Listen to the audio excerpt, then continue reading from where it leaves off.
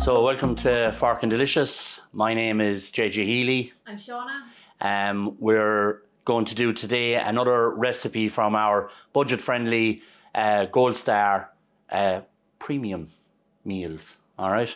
So what this is today is chicken and mushroom open pie. All right. So what it is, it means we won't have a top on it, and we're really not making it as a pie.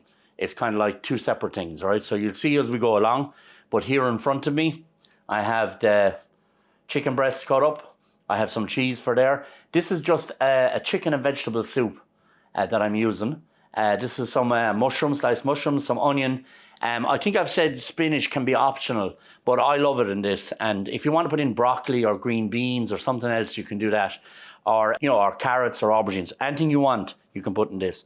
So that's some, and then there's just some egg wash for this puff pastry. I have one sheet of puff pastry here. All right. And then I have my tray, which I'm going to spray with a little bit of butter spray. So just to make sure it won't stick. I'm not putting any greaseproof paper because I actually want the heat of the metal to cook the bottom of this as well, so that all over it's lovely and crispy, that it's not just only, say, on top, all right? So what I'm going to do next is, and again today, I'm only making, just so you know, I'm making half of the recipe here. So I have a full sheet of puff pastry. I don't really need that. So what I'm going to do actually is I'm just going to cut some off of it there. So, and then what I'm going to do is I'll use this later on for something else, all right? So again, once you thaw it out, if you buy it frozen, all right, which I just bought this in the shop. Puff pastry is 6 hours to make. It's 6 hours of your life you'll never get back again, all right? You can go into a shop and buy it, and it's absolutely delicious. There's nothing wrong with it, right? Saves you a lot of time. But once you thaw it out, you can only put it in the fridge. You must use it again, all right?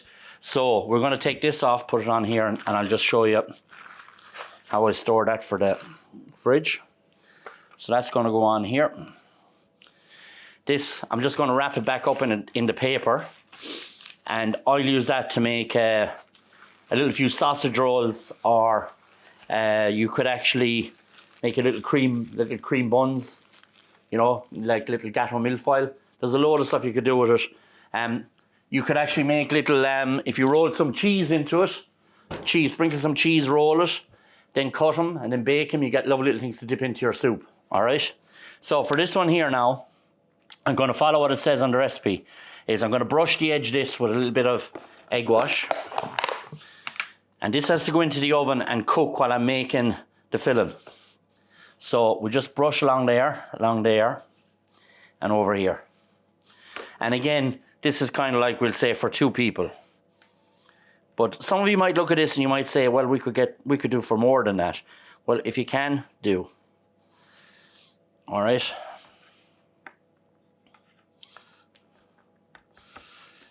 And we're kind of doing this in real time so that you can see, like, this will take probably maybe 10 or 15 minutes altogether. Maybe 15 minutes altogether. But the key is having your prep done ahead of time. Always try and have your prep done ahead. So it's saving you time. So what I'm looking for here now is a fork. And I'm just going to stab the center here.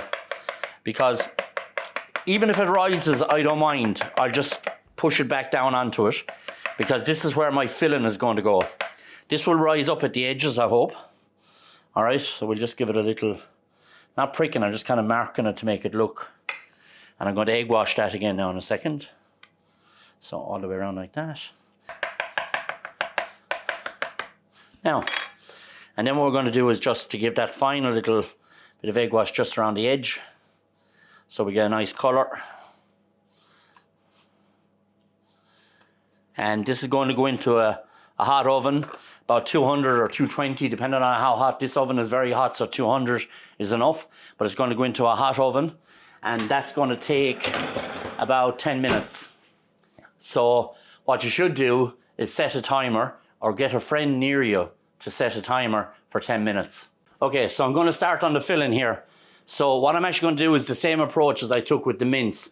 I'm going to start with the onions and the mushrooms, because I want I don't want the chicken to stick really. It will stick a little bit, and I'll show you a trick with that in a second, all right? So I have here our onions, our mushrooms, back onto the heat.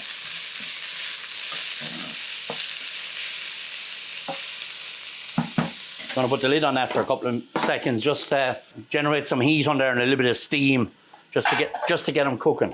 My puff pastry is in here in the oven, and it looks good. The next thing I'm going to do after a minute or two, I'm going to add my chicken into this, fry it in, and then I'm going to add that chicken and vegetable soup. You could use, canned soup would be really good, even if you could get, a canned chicken soup, or a canned chicken and mushroom would be great. This is all I could get in the local supermarket. So we're just going to try that with it. But I know this will still work anyway. All right. So now these are cooking lovely. I'm going to add my chicken.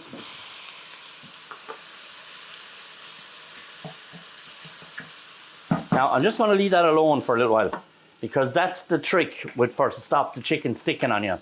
Is that some people put it in, they immediately start stirring it, and it sticks to the pan, and then they're tearing bits of the skin off and everything. Let it coat. Once it gets nicely glazed and brown, it'll actually free itself from the pan on its own. There's a very fine line though between that and burning it as well. Even though here we would never say anything is burned, it's just Cajunized, all right? But we're not doing Cajun chicken and mushroom puff pastry pie. So,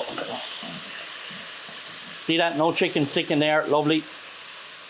That'll get a nice colour now as well in a couple of minutes. Just put the lid back on that there for a second. I'm going to turn the heat down now. It's because it's on very high. So I'm going to turn it down to about halfway. Again, till I just hear some sizzling. All right? So just adjust. If you've got gas, just adjust your flame. You want to hear it just kicking over. You don't want to hear it going mental. Another way of making this as well, if you want, is you could just use some cream and a stock cube, a chicken stock cube, some cream, chicken stock cube. Let it reduce, right?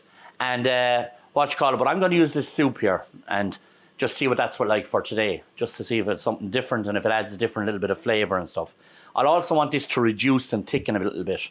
So I'm hoping that by the time I add the soup and the spinach is going to have a lot of, water content.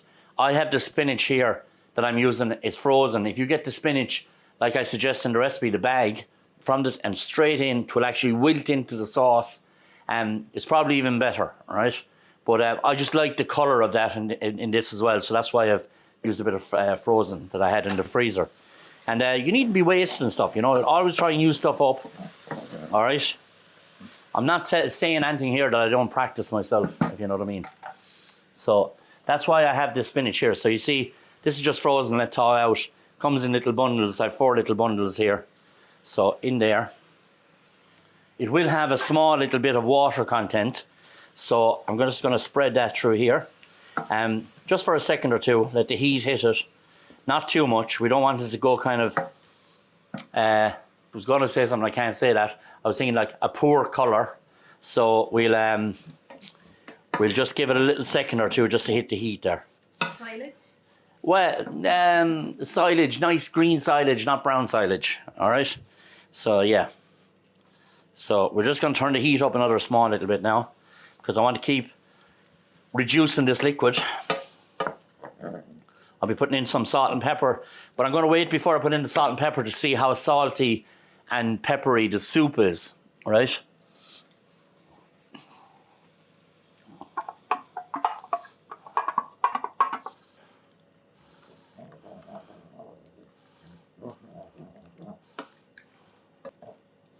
Now, this is looking good.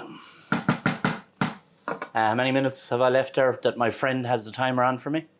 2 minutes and 35 seconds. Well, I'm just going to have a look in the oven, because you say that. And this looks lovely, right? And what I'm going to do is just turn it around, because even in a fan oven, it helps you if you turn your puff pastry, because it'll stop one side getting darker than the other. I believe that anyway, all right? Now, this is our lovely pie here. I'm just going to take the puff pastry out of the oven. My friend's timer has just went off, which is great. And she's so lucky to have a good friend. I'm lucky to have a friend, yeah. Now, this one, remember I said to you, I didn't mind if this rose in the middle, all right? Because there's two things I can do here. I'll just do this to show you that you can do this as well.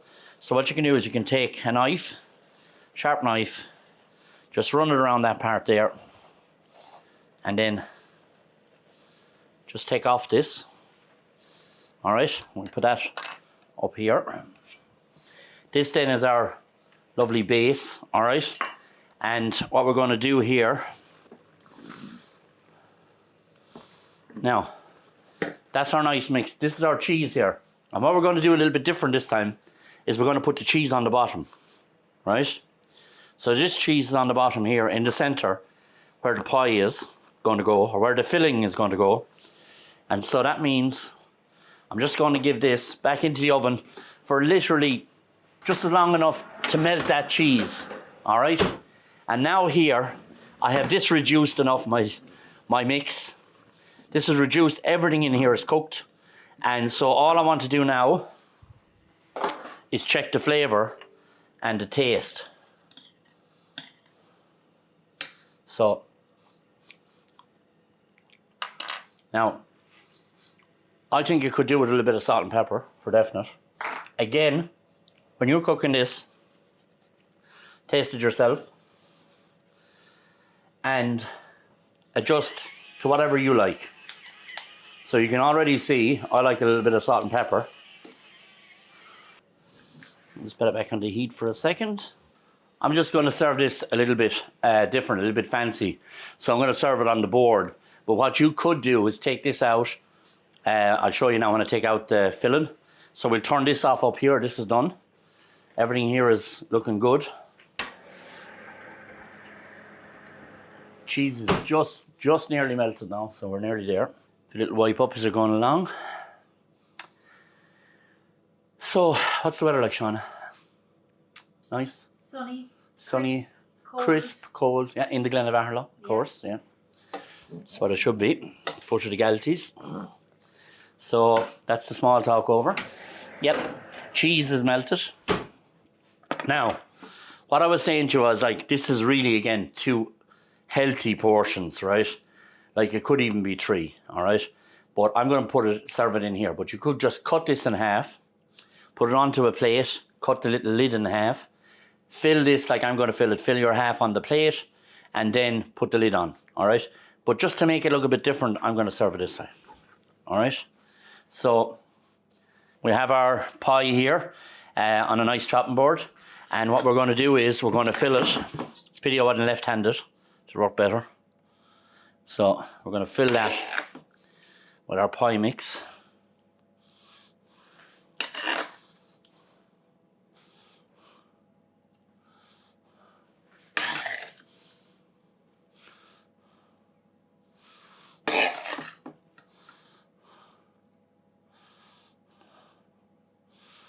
Now, that's all of that used. So this is our nice little pie mix. Again, we could give it a grating of Parmesan or scallions or something, but I don't think it needs it. I think this is fine this way. So this is our chicken and mushroom puff pastry pie. And it's farkin delicious. It will be. Trust me. And don't forget, if you like this, like us, subscribe, comment. If you want to see us do something, tell us in the comments. We'll try and do it. And if you make this, I hope you enjoy it. All right? Thank you. Bye. Oh, before I forget, you can always put the lid back on here. You can turn it at a nice little jaunty angle, like a little beret at the side here. Hey, get back up there, yeah. But this is delicious to break into it and soak up some of the juices as well. So there it is. That's our chicken and mushroom puff pastry pie. And it's farkin delicious, like I told you already. And I hope if you like it, subscribe, like, and comment. Get us to make something. If you want in the comments, say something you'd like us to make, and we'll try and do it. All right? Even if it's an American thing. All right? Goodbye for now, and thank you.